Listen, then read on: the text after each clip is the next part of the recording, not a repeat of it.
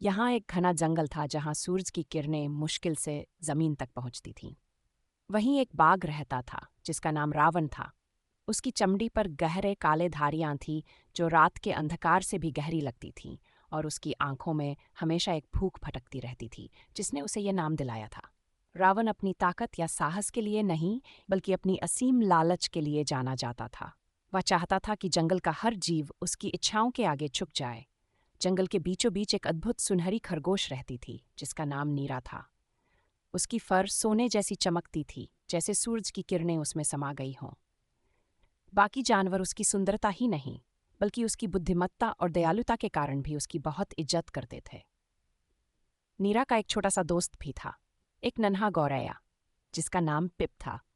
आकार में छोटा होने के बावजूद पिप की बुद्धि तीक्ष्ण थी और उसकी चतुराई उससे भी तेज। दोनों दोस्त थे और जंगल की छायाओं के बीच कहानियां और हंसी बांटते थे। एक दिन जब रावण नदी के किनारे घूम रहा था, उसने नीरा और पिप को एक पुरानी कहानी पर चर्चा करते हुए सुना। कहते हैं, नीरा की आवाज उत्सुकता से भरी थी, कि पुरानी नदी की चट्टानों के नीचे एक प्राचीन मुकुट छिपा है। जो भी उसे पहन ले वह पूरे जंगल का राजा बन सकता है। रावण के कान खड़े हो गए। राज करने की लालसा में उसकी धड़कन तेज हो गई। उसके मन में उस मुकुट को पाने की योजना बनने लगी। अगली सुबह रावण नीरा के पास दोस्ती का मुखौटा पहनकर पहुंचा। प्रिय नीरा, उसने मीठी आवाज में गुर्राते हुए कहा, मैंने इस मुकुट के बारे में सुना है। अगर तुम मेरी मदद करो तो हम इसे मिलकर बांट सकते हैं। सोचो, हम जंगल के लिए कितनी समृद्धि ला सकते हैं। नीरा अपनी बुद्धिमत्ता से रावण की नीयत भांप गई, लेकिन उसने झगड़े से बचने के लिए उसके साथ चलने का निश्चय किया। ठीक है रावण, उसने सौम्यता से सिर हिलाया। यूं उनकी खोज शुरू हुई।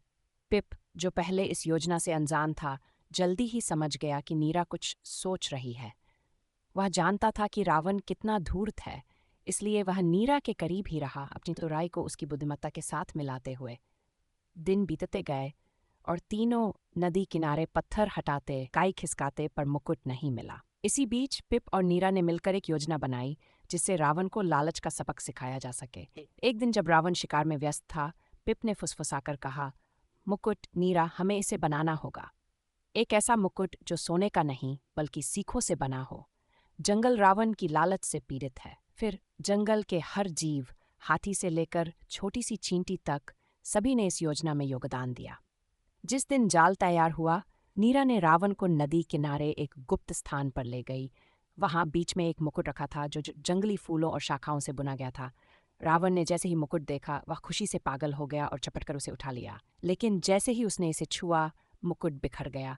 वह केवल पत्तियां और फूल थे। सारा जंगल शांत हो गया। चारों ओर से जीव सामने आए। वे हमला करने नहीं, बल्कि गवाह बनने आए थे।